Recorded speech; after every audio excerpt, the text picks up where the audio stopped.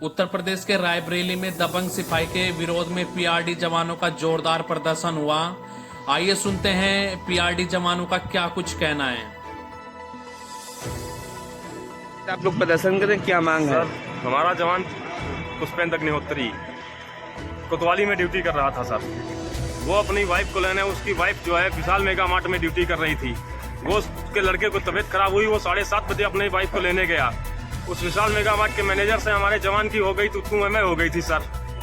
उसमें उसने सर कोतवाली के सिपाही को, एक सर वासुदेव हैं और एक हिमांशु सिंह हैं, उनको सर बुलाया, उनको फोन किया सर, उसने एप्लीकेशन दी सर। और हमारे जवान को 3rd डिग्री देने के लिए सर उन्होंने उनको पैसे भी दिए। और सर उनको, हमारे जवान को अपने घर से बुला के सर, हमारे जवान को कोतवाली में कोतवाल साहब के सामने सर, कोतवाल साहब मौजूद थे वहाँ पे, और हमारे जवान को सर 3rd डिग्री दी गई है सर। इतनी बुरी तरीके से मारा गया है हमारे जवान को। आज कहाँ मिलने आए आप? आज सर हम कप्तान साहब से मिलने आए सर, हमें न्याय चाहिए। मुलाकात हुई आपकी? नहीं सर, अभी मुलाकात हमारी नहीं हुई। क्या कह रहे हैं? हम सीओ साहब के पास सर गए हैं तो सीओ साहब हमसे बोल रहे हैं कि अब अगर आप लोग ड्यूटी पॉइंट में नहीं जाए अपने पेमेंट काट ली जाएगी। हमें नहीं चाहिए 395 रुपए, हमें न्याय चाहिए, हमें न्याय चाहिए। अगर न्याय नहीं मिला तो क्या करेंगे आप लोग? सर हम लोग आमरण अनशन में 3 दिन बाद आमरण अनशन भी करेंगे सर यहीं पे, और कुछ नहीं, कोई ड्यूटी हमारा जवान नहीं करेगा, कहीं थाने कहीं ट्रैफिक कोई ड्यूटी नहीं करेगा हमारा जवान। कब तक नहीं करेंगे सर? जब तक हमें न्याय नहीं मिलेगा सर, जब तक हमारा फैसला नहीं होगा, जब तक न्याय मिलेगा तब तक हम सर ड्यूटी नहीं करेंगे। हमारा कोई भी जवान ड्यूटी नहीं जाएगा। उत्तराखंड सुरंग में फंसे श्रमिक 41 मजदूरों को अभी तक निकालने में हम असफल रहे हैं, लेकिन केंद्र सरकार से लेकर राज्य सरकार कोई भी कोताही नहीं बरत रही है। हर तरीके की मशक्कत कर रही है। तमाम विशेषज्ञ हो या वैज्ञानिक हो या रेस्क्यू ऑपरेशन टीम हो, 24 घंटे वहीं पर कार्यरत है। आपको बता दें, केंद्र सरकार तमाम तरीके के विशेषज्ञ हो, चाहे दूसरे राज्यों से मशीन हो या इक्विपमेंट हो, तरह तरीके के इक्विपमेंट लेके जाए जा रहे हैं, लेकिन अभी तक हम श्रमिकों को नहीं निकाल पाए हैं। आपको बता दें कि उत्तराखंड के मुख्यमंत्री पुष्कर सिंह धामी मौके पर ही हैं, तमाम अधिकारी केंद्र सरकार के मौके पर ही हैं। आइए सभी का सुनते हैं उनका क्या कुछ कहना है, कब तक निकाला जा सकता है अपने श्रमिकों को।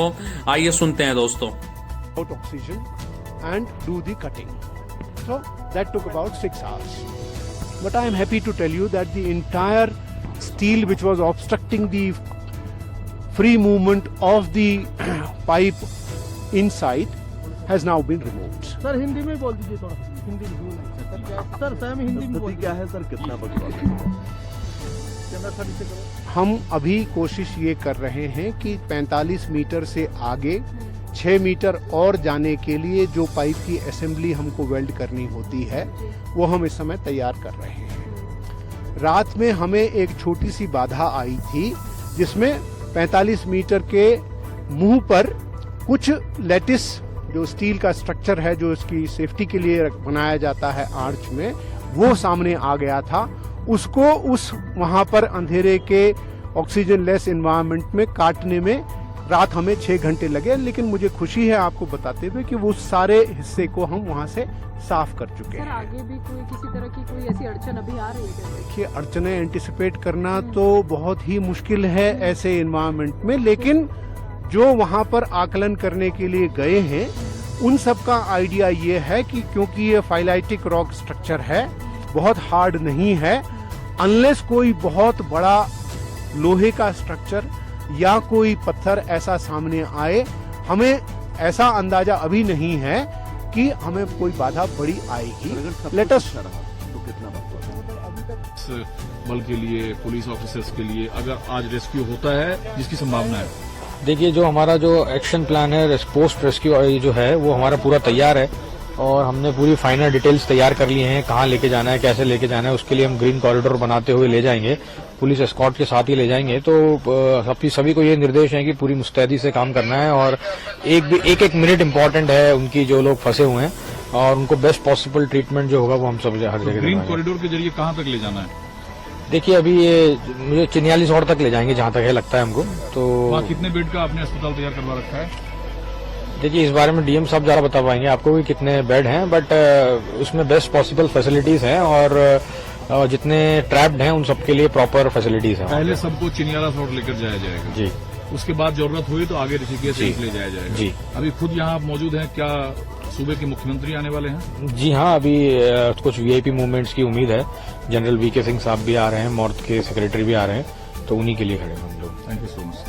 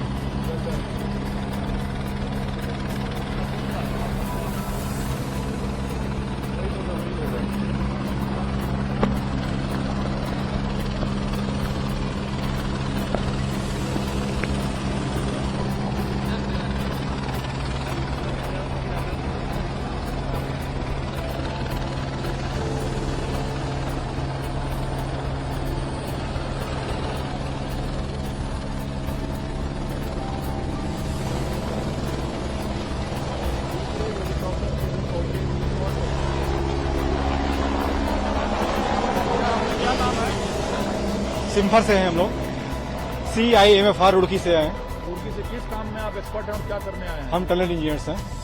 हाँ, टनलिंग में एक्सपर्ट हैं हम लोग। तो यहाँ पे पहले अपडेट लेंगे क्या है, उसके हिसाब से कितने फ्रंट पे काम चल रहा है वो देखेंगे, और फिर जहाँ कुछ इम्प्रूवमेंट हो सकता है वो बताएंगे। अगर नहीं हो सकता, कुछ और एडिशनल चाहिए तो वो बताएंगे। क्या पार्टिकुलर आप पाइप जो ड्रिलिंग होनी है उसके एक्सपर्ट हैं? नहीं, हम उसके एक्सपर्ट नहीं हैं, हम एक्सपर्ट हैं, हम डिजाइन देते हैं और हम बताते हैं किस किस तरीके से काम हो सकता है। कितने लोग आप लोग आए हैं? हम लोग 3 लोग आए हुए हैं। एनडीआरएफ के लड़के पहले से तैयार हैं और हमारी रिहर्सल चल रही है उन सब स्थितियों के लिए जो हमारे सामने आ सकती हैं। उसके लिए हमने स्पेशल इक्विपमेंट तैयार किया हुआ है ताकि जैसे ही रास्ता खुलता है हम जल्द से जल्द उनको बाहर निकाल पाएं। तो पूरी टीमें तैयार हैं, पूरी स्ट्रेंथ में हम लोग यहाँ पे हैं और आशा है कि उनको जल्दी हम पूरा सुरक्षित बाहर निकाल पाएंगे। कैंप किए हुए हैं और लगातार उत्तराखंड सरकार की कोशिश है कि जल्द से जल्द और सकुशल 41 के 41 श्रमिकों की रेस्क्यू की जाए और उन्हें उनके घर तक पहुंचाया जा सके। 45 मीटर जो पाइप है ऑगर मशीन के उसके कारण से जा चुका है और रेस्क्यू अब अंतिम चरण में है।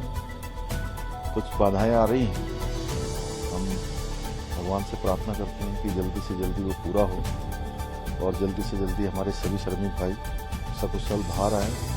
यहाँ पर उनके बाहर निकलने के लिए सारे इंतजाम किए गए हैं। एम्बुलेंस तैयार है, अस्पताल भी पूरी तरह से उनके इलाज के लिए और जो भी चेकअप वगैरह होने हैं वो सब हम लोग कर रहे हैं। उनके परिजनों से भी लगातार हमारे प्रशासन के लोग, स्थानीय लोग, सभी लोग उनका मनोबल बढ़ा रहे हैं और हमारा प्रयास है और सारे विशेषज्ञ इसमें लगे हुए हैं, पूरे मनोयोग से काम कर रहे हैं, पूरी मेहनत से कर रहे हैं। रात दिन रेस्क्यू चल रहा है।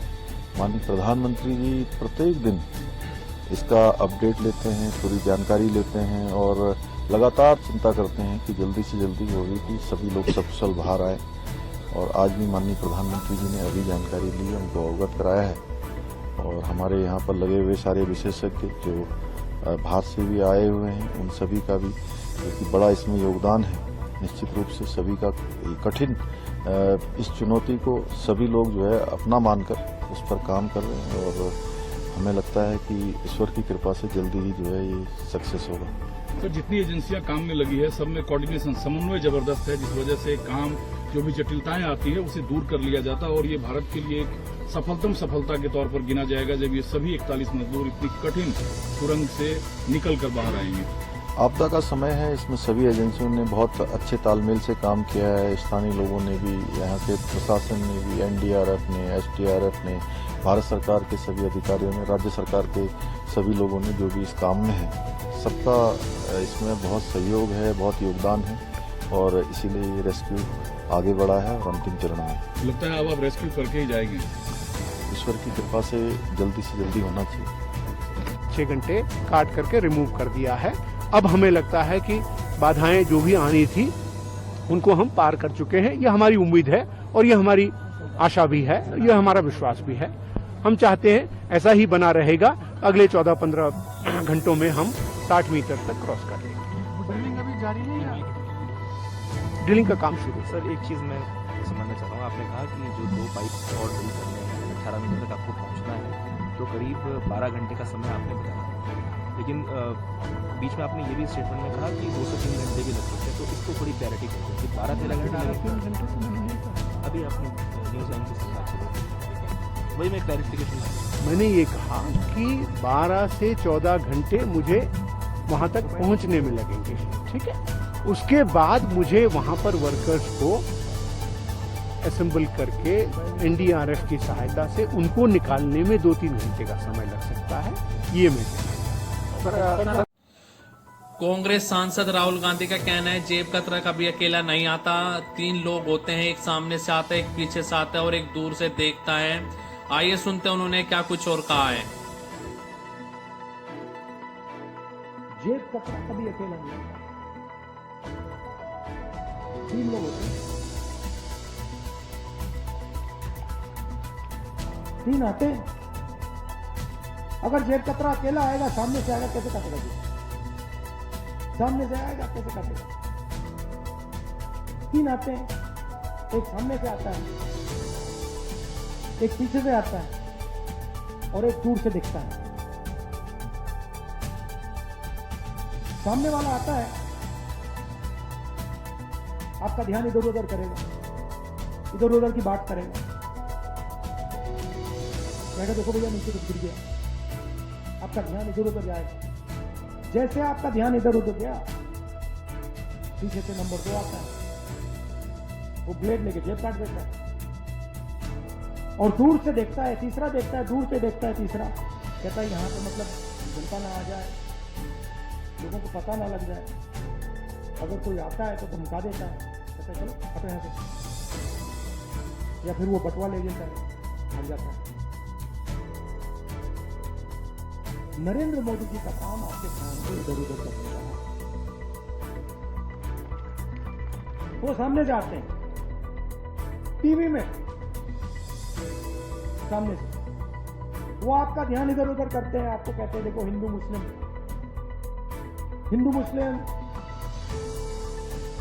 फिर नोटबंदी,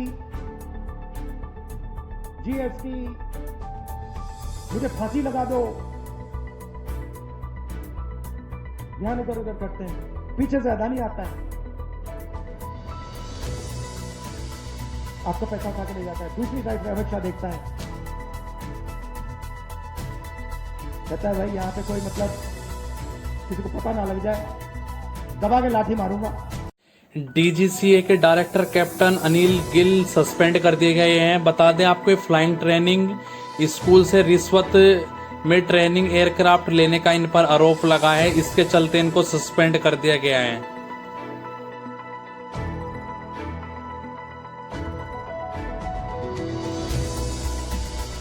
लो मार्ट कॉलेज लखनऊ में स्पोर्ट डे प्रोग्राम में हेलीकॉप्टर उतारा गया, टेंट तंबू उलट गया, तस्वीर आपके सामने।